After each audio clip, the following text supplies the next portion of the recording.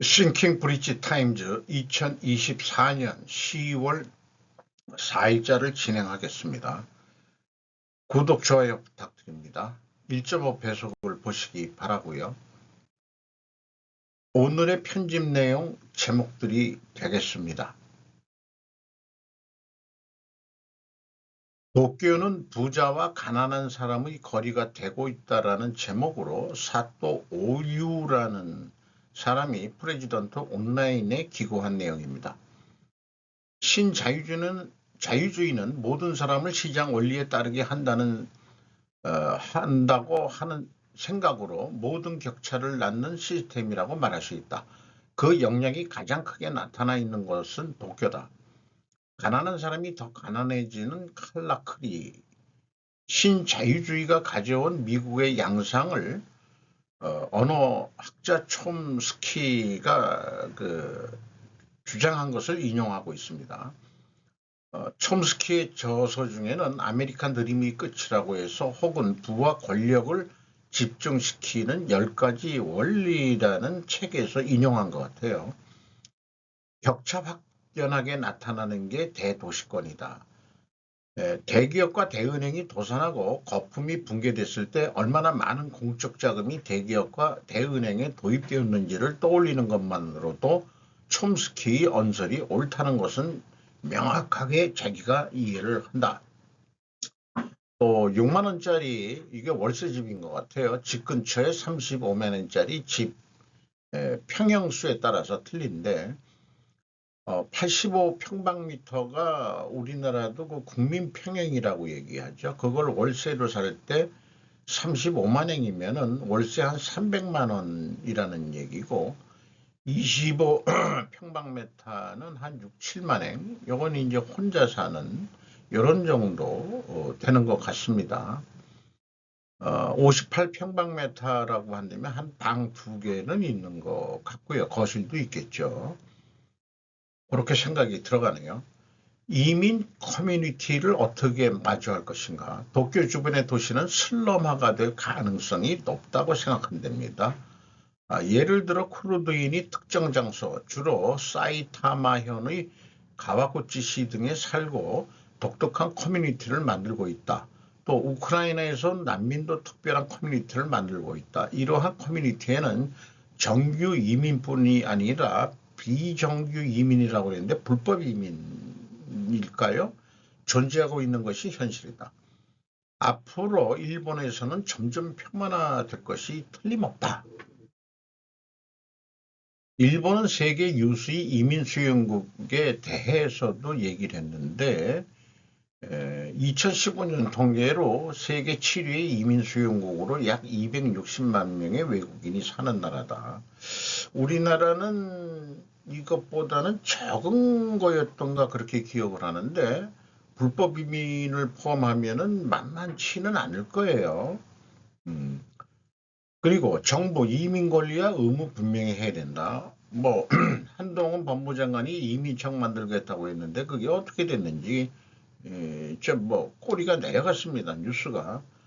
이슬람권 인구가 계속 늘고 있다. 일본에서. 그리고 교육 현장도 신자유주의 역량 불가피하다 해가지고 그 신자유주의가 이 경제가 점점 더 그 이외의 영역을 침식해 가는데 그 한 예가 교육 현장 아니겠느냐. 한마디로 수능의 예를 들었습니다. 가정의 소득이 자녀의 장래 소득을 좌우한다. 우리 뭐 강남 얘기도 우리나라 뉴스에 많이 나왔죠. 이처럼 교육이라는 점에서만 보더라도 신자유주의 체제 하에서의 격차는 점점 더 벌어진다라고 기고를 한 내용이네요. 요거를 저는 상관관계지 같긴 한데 인과관계로 한번 표시를 해봤어요. 만약 도시 빈부 격차가 심화된다면 이민사회는 우범지혜가 될 것이다. 왜냐하면 신자유주의 때문이다. 이렇게 작성한 것도 제 개인적으로는 좀 마음에 안 들지만은 이 도시 빈부 격차 심화가 대내에 들어가야 되고, 요거는 그러면 딴 거를 채워야 되는데, 마땅한 게 없어요. 어쨌든 신자유주의를 원인 가정으로 했을 때 필연적으로 존재할 다른 결과를 수능의 빈부격차로 예를 들었습니다. 그래서 이런 생각을 해보게 됐습니다. 이런 논리가 설득력이 과연 있는 거냐 그러면 원인 가정이 신자유주의가 맞다면 우리는 의도하지 않는 결과인 부작용에 대해서는 어떻게 대응할 것인가가 과제가 되지 않겠냐. 그러나 과연 맞는가? 당장 북경이나 상하이도 마찬가지라면 중국이 그럼 신자유주의냐라고 저는 묻고 싶은 거죠. 그러니까 저는 신자유주의가 원인으로 해서 빈부격차, 도시의 빈부격차가 심해진다는 논리 전개는 상관관계는 있을지언정 인과관계는 아니다라고 저는 정의를 하고 싶네요. 그래서 이 신자유주의는 빈부격차의 원인 가정은 아니다. 아니 도시의 그 빈부격차 이렇게 얘기를 해볼 수 있지 않을까. 한국도 이민자들이 늘어나면서 타운들이 늘어나고 있다. 서울 대림역 근처 안산역 등이 대표적이다. 우범지대화 되어가고 있다는 평이 대세다. 안산역 밤 그 건너편 동네는 밤에는 뭐 무서워서 못 돌아다닌다 이런 설도 있고요. 이거 뭐 벌써 오래전에 들은 얘기인데 벌써 그 십수년이나 지난 전의 얘기도 벌써 그때 그런 얘기가 나왔습니다. 대림동도 한번 그 골목을 제가 들어가 봤는데 뭐 딱 그 이 중국 간판으로 있고 또 한국 음식 파는 데도 있지만은 그 조선족들이나 중국인들이 대거 점령한 그 타운이 됐죠. 범죄 도시의 그 무대가 또 거기이기도 하고요. 빠른 도시 전철망은 그것을 방지하고 있다고 판단된다. 서울의 위성 도시는 근데 절대 슬럼만은 아니다.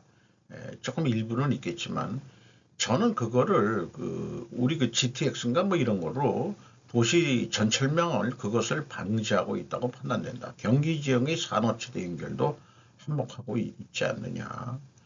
그래서 필연적으로 존재할 다른 결과를 교육에서의 수능을 들었는데 이제 개천에서 용이 난다는 말은 통하지 않는 것도 정평은 나 있어요. 그래서 이것은 부작용이라고 하나 본다 그러면은 한국은행장의 발언 중 서울대 그 입학 배정을 지역별 배정제로 해서 강남동의 인구 밀집 이런 것들을 좀 인구 분산을 좀 시켜야 되지 않느냐 하지만 뭐 딱이나 실현 가능성이 있는지는 잘 모르겠습니다만은 이런 생각까지도 하게 되네요. 전 세계가 이란에 대한 대응을 기다리는 가운데 이스라엘이 베이루트를 강타했다. 헨리 마이어 블룸버그입니다. 어쨌든 최근에 이 사진을 보면은 8월 달에서 그 다음에 이제 오거스트가 가을이죠. september 9월인가? 아, 갑자기 생각이 안 나네. 이 그림의 표시가 격전이 늘어나고 있는 것을 표시하고 있는 것 같습니다. 그래서 이스라엘이 지금 어떻게 대응할 거냐 그러면은 나프탈리 베넷 전 총리 등이 요구한 이란에 대한 핵시설에 대한 공격일 수 있다. 이렇게 이제 의견을 제시하고 있네요. 한국에서는 이참에 하메네이 핵도 제거하자 심상치 않은 이스라엘 기류 이철민 기자 조선일보입니다. 이란의 최대 신복 헤즈볼라 급격한 쇠락, 이란 공격에 대한 부담 착오, 정권 핵심 핵시설, 원유 생산시설 등 전략 목표 타격해야 주문, NYT 칼럼도 지금은 확전해야 할 때다라고 보도를 했답니다. 이스라엘에서 되살아난 선제 예방 공격 도트린, 이걸 뭐 패러다임 시프트라고도 그러니까 먼저 친다 이런 얘기예요. 예방 공격. 우리나라는 지금 그럴 수 있을까? 모르겠네요. 체면국인이란 전면전은 원치 않는다. 또 이렇게 한 것이 현재 상황일 것 같습니다. 코리아 헤럴드 설명이라고 되어 있는 것 같습니다. 사모펀드 대기업 MBK는 위험 감수자인가요? 아니면 배신자인가요? 임은별 코리아 헤럴드입니다. 뭐 쭉 그 내용들을 했는데 지금 MBK가 친구에서 적으로 변신한 영풍과 손을 잡았다는 거 그것도 소개를 하면서 이번에 그 공개 매수 금액이 2조 3천억 정도, 17억 5천만 달러 정도 이렇게 예상을 하고 있고 국내 경영 친화적인 사모펀드가 이렇게 뛰어드는 경우가 드문데 MBK의 갑작스러운 대기업 경영권 공격은 시장에 놀라움을 안겨줬다 이렇게 얘기하고 그런 결과 등은 MBK는 대주주와 커뮤니케이션을 통해 투자를 실행한다고 또 변명이 아니고 해명하는 그런 부회장이 또 그런 설명도 있습니다. 어쨌든 주주행동주의 전략과 전통적인 사모펀드 전략 사이의 경계가 요즘 모호해지고 있다. 그래서 KKR 같은 경우에는 포트폴리오에 의해서 제한된 지분을 인수하는 식으로 그 계획 공개를 했다는 것도 소개를 하고 있습니다. 해외 유한 파트너 풀을 보유한 MBK가 독자적인 노선을 취할 수 있다고 보고 있다. 그러면은 MBK에 들어와 있는 그 어떤 펀드들이 들어와 있느냐? 캐나다 연금 플랜 투자위원회, 캘리포니아 공무원 퇴직제도, 아부다비 투자청 등 다국적 국영 펀드가 가입한 것으로 알려져 있다. 이렇게 하고 그러나 다른 사람들은 MBK의 최근 움직임이 평판을 훼손하고 있다. 이렇게 얘기하고 있습니다. 그래서 최근 회사 경영진을 공격하는 움직임으로 인해 다른 사람들이 PEF를 금융 파트너로 인식하기 어렵게 되었다. 이렇게 이제 설명을 하고 있습니다. 거기에 좀 뭐 석포한테 안 좋은 거죠. 석포진에서 지난달 카드명 기준치 초과 배출 양호연 디지털 타임즈가 또 보도를 했습니다. 3일 국회 환경노동위원회 이미자 의원이 환경부에서 받은 자료에 따르면 혼합시설 상고서 공기 중 배출이 적발이 됐다. 요게 이제 그 산골에 있는 석포에 있는 그 재련소인데 고려한 사모펀드 사태, 지분 공개 매수 쩐의 전쟁, 배당 가능 이익 두고 법리 다툼도 이렇게 그 집계표 만든 거로 요약을 안소연 아시아투데이에서 했는데 잘 정리한 것 같은데 이제 그 대항 매수로서 고려아연이 자사주를 공개 매수를 이제 시작을 한다. 83만 원에 더 비싸게. 그리고 영풍정밀 대항 공개 매수도 하는데 제리코 파트너스가 한다. 그렇게 세 사람이 이제 그 출자한 특수 목적 법인인데 매 규모는 최대 25%다. 완료 후 총 60% 이상 목표다. 주당 3만 원. 10월 2일부터 22일까지 고려인 지분 구조에서 이 우호 지분까지 포함하면은 고려인 측이 약간 높은 거로는 되어 있습니다만은 영풍정밀이 그 중에서 1.85%를 가지고 있다. 요거까지도 MBK가 이제 매수를 하려는 거죠. 자기네들 지분 높이려고. 그런 거로 됩니다. 국민연금이 사실은 스튜어드십으로 뛰어든다면은 해결은 또 될 것 같기도 하고요. 아마 그 정치적인 거에 끼어들진 않으려고 할지 모르겠어요. 윤 정권은. 우리나라는 그 행안부 소속으로 돼 있죠. 이 국민연금이. 보건복지부죠. 보건복지부.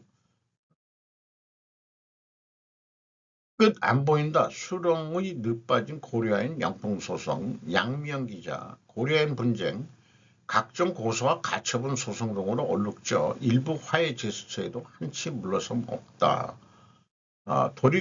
돌아올 수 없는 강을 완전히 건넜다. 이런 표현이 있는데 저도 어저께인가요? 루빅 항공을 건넜다. 결국은 영풍이 화해하고 싶어도 MBK 파트너즈하고 계약한 게 10년 동안 못 팔게 돼 있다. 뭐 이런 것도 있어요. 그래가지고 스스로 영풍이 자기 발에 족쇄를 채운 거다. 이런 걸 어저께 좀 소개가 됐죠. 그래서 어저께 제가 얘기한 거는 또 다른 해결책도 있지 않겠냐. 영풍 자체에 고려, 아니, 최 씨가 지분이 또 있거든요. 요거로 해가지고 어떻게 좀 해결책은 없는지 그런 생각도 좀 해보게 됩니다. 양측 모두 돌아올 수 없는 강을 건너고 또 건넌 셈이다. 이렇게 되니까 루미콘 강을 갖다가 아, 건넜어요. 이제는 뭐 돌이킬 수 없는. 이제는 이제 뭐 헤어져야 되는 거죠. 어, 이혼 소송을 하지 않는 헤어질 결심이 되기를 바랬는데 이거는 이제는 법정 싸움으로 하든 어떻게 되든 끝까지 아주 문제가 될 것 같습니다.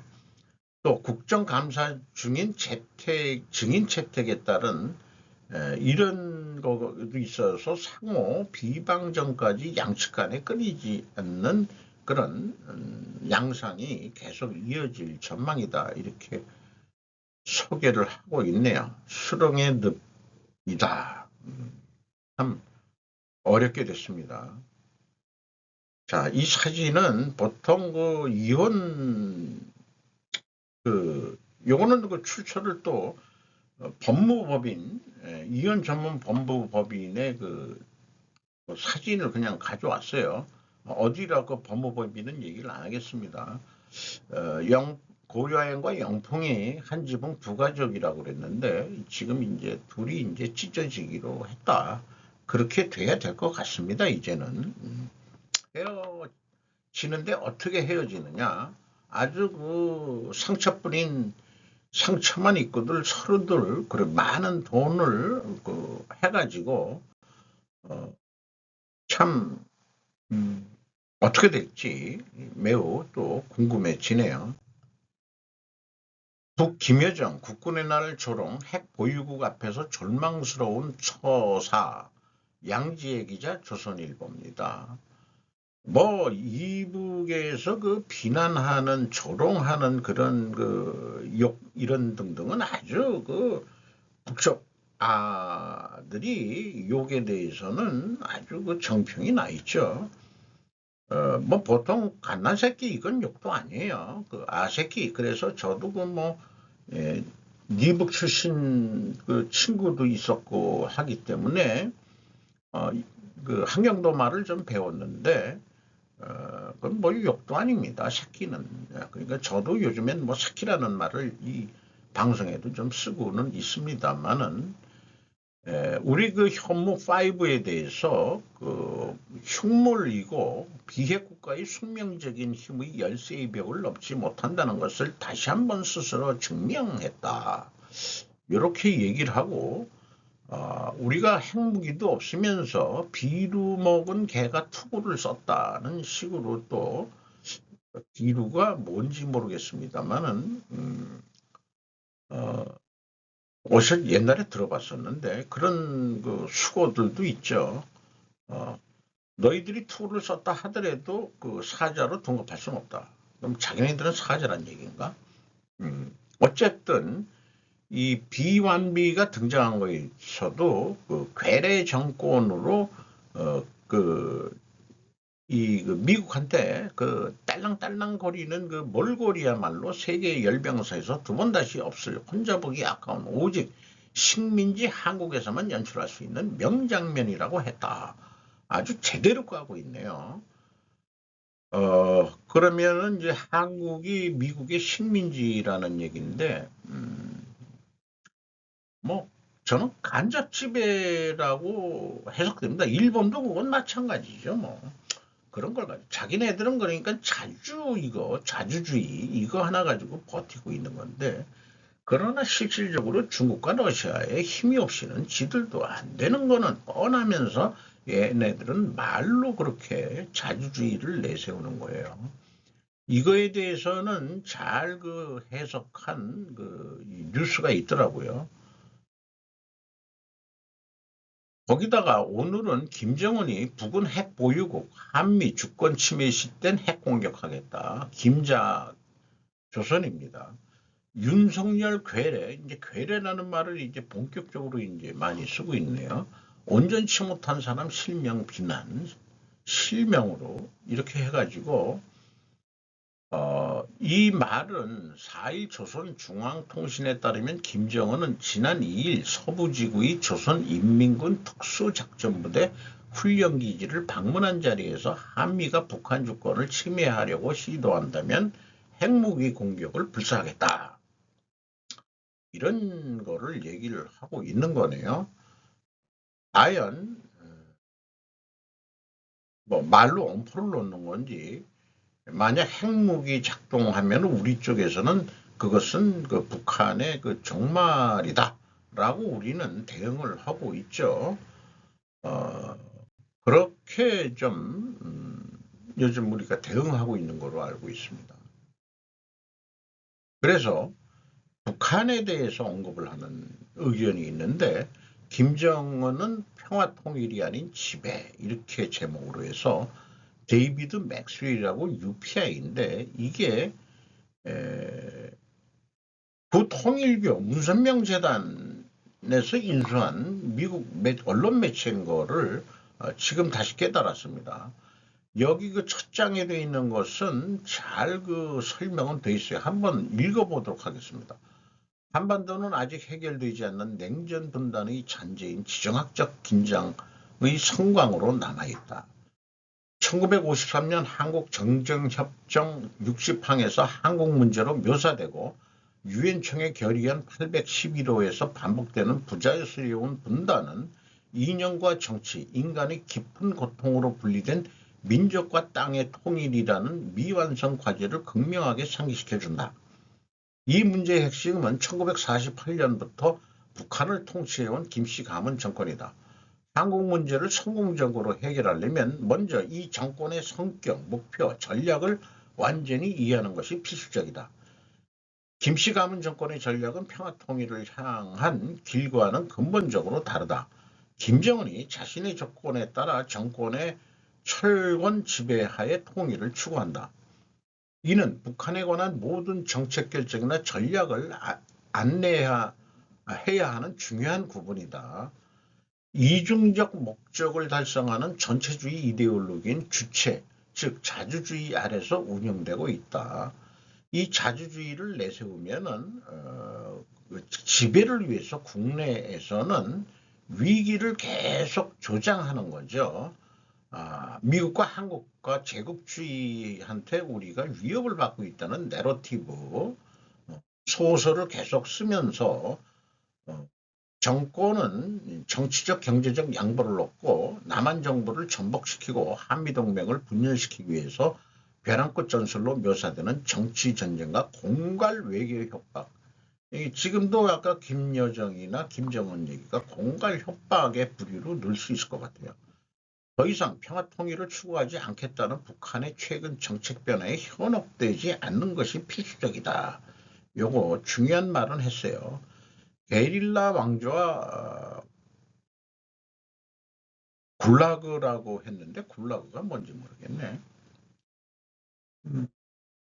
김정은 생존을 보장하고 통일을 하려는 김정일의 목표는 일관되게 유지되고 있다. 뭐 이런 얘기고요. 이 두 번째 장부터 맥스웰이라는 사람이 자기 의견 같지는 않아요. 이 세계평화재단 UPI에서 써준 글을 여기부터는 뭐 홍보물인 것 같습니다.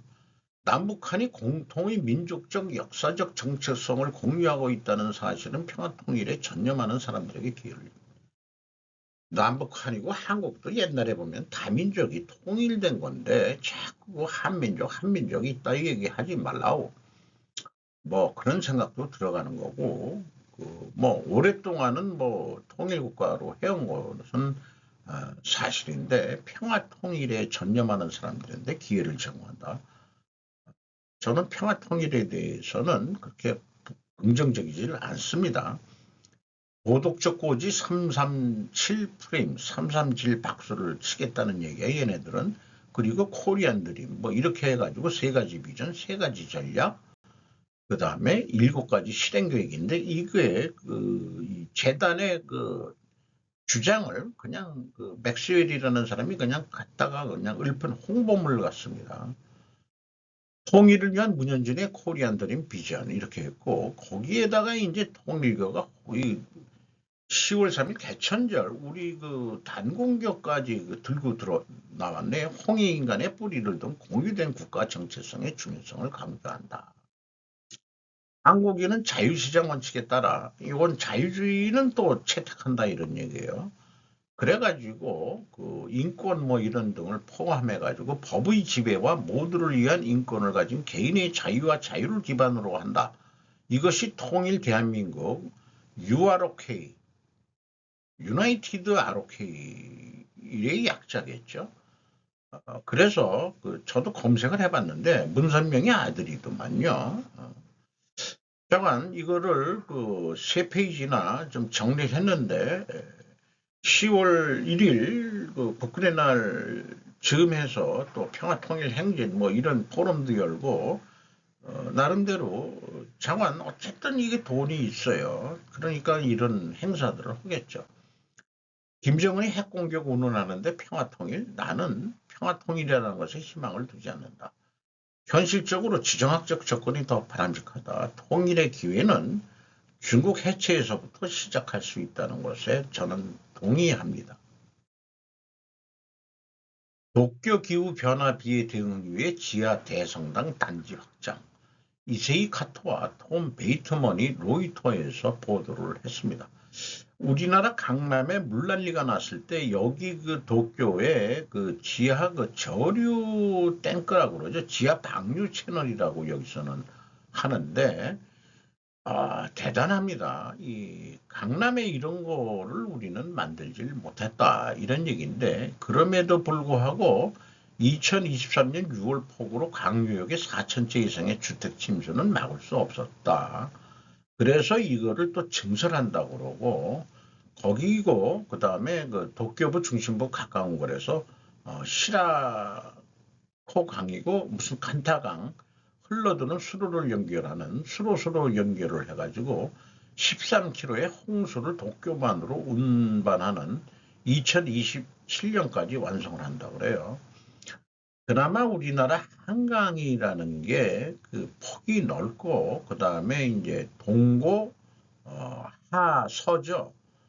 지형이 그렇게 돼 있어서 물론 피해가 있으지만 물이 그래도 우리나라는 빨리 빠지는 편이다. 뭐 이렇게 이제 정평이 나 있는데 이거를 만드는데 2,300억엔 13년 동안 엄청난 돈을 들여가지고 여기가 또 관광 명소이기도 한답니다.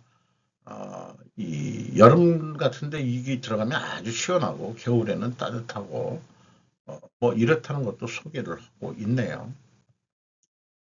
문재인 정부 시절 적폐 취급당한 기무사군인들 변호사 비용만 4,300만 엔, 집은 팔고 가족은 아르바이트 생활.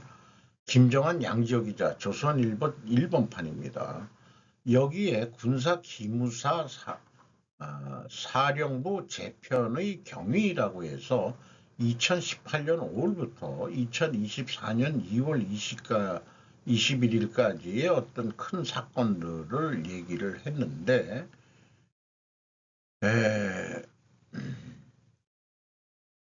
문재인 7월 10일 날 문재인 대통령이 인도 방문 중에 국군 기무사 사령부의 수사를 지시했다. 뭐 이렇게 돼 있고 뭐 한자로 쭉 돼 있는데 재편이 됐고 뭐 이런 얘기가 있습니다. 이거를 적폐청산이라는 이름으로 가혹한 수사를 받았다는 거예요.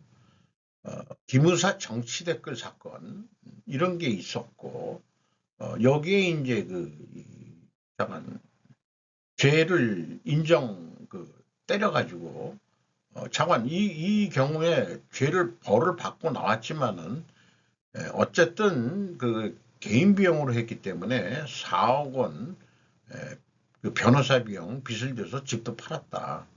이런 얘기를 하고 있고 정치 댓글 사건이 있었고 그 다음에 계엄령 문건 사건으로 또 있었다고 그러네요. 그래서 그 다음에 세월호 유족 삭달 사건도 있는데 기무사가 뭐 세월호 유족 사건 이런 것도 했느냐 그랬는데 여기에 김재영 예비역 원사 부사관은 기무사에서 전남 진도 지역 담당관이었기 때문에 김 씨는 사고 직후에 그저 사명감 책임감으로 길가에서 자면서 10여일을 사고 현장에서 근무했다. 유족들은 무엇이 필요한지 어떤 요구가 있는지 파악해야 했기 때문이라고 말했다. 자기는 아무런 처벌도 받지 않았다. 그러나 기무사 해체로 야전 부대에 방출돼 새 부대에서 적응하지 못하고 결국 전역을 택했다. 기무사에 대한 수사로 구속된 한 관계자는 간첩단 사건으로 구속된 사람들은 영치금이 넘쳐나고 변호사 접견도 많았는데 평생 간첩 방지 업무를 하다가 버림받은 내게는 회한이 생긴다고 말했다. 약간 문재인 정권 때는 이게 기무사만이 아니고 국가정보원도 그 약화를 시키려고 그런 거겠죠. 그거를 적폐청산이라는 이름으로 했는데 물론 과거에 인권을 좀 말살하고 자기네들이 독재정권 권력하에서 기고만장하고 그렇게 했던 것도 분명히 있을 거예요. 있긴 있지만은 자관 그게 적폐청산이라는 이름을 그 프레임을 씌워가지고 마치 그 적폐청산이면은 이제 친일 매국노 그러니까 국가정보원과 그다음에 간첩을 잡아들이고 이런 방첩 활동을 하는 그런 조직들을 무력화시켜가지고 그런 걸 보여줌으로써 평화통일 운운하고 했던 암흑의 걔도 문실에서 그런 모양이네 지금 보니까 문선명이도 문시고 그쪽도 문시군요. 그걸 이제야 얘기는 애들이 같은 애들 아닌가? 근데 뭐 같은 애들인데 이제 뭐 어쨌든 평화를 앞세우고 뭐 저는 평화 말은 좋은데 평화 이꼬로 국방력이고 힘이야요. 이 얘기를 하고 싶네요. 오늘 이상 마치도록 하겠습니다.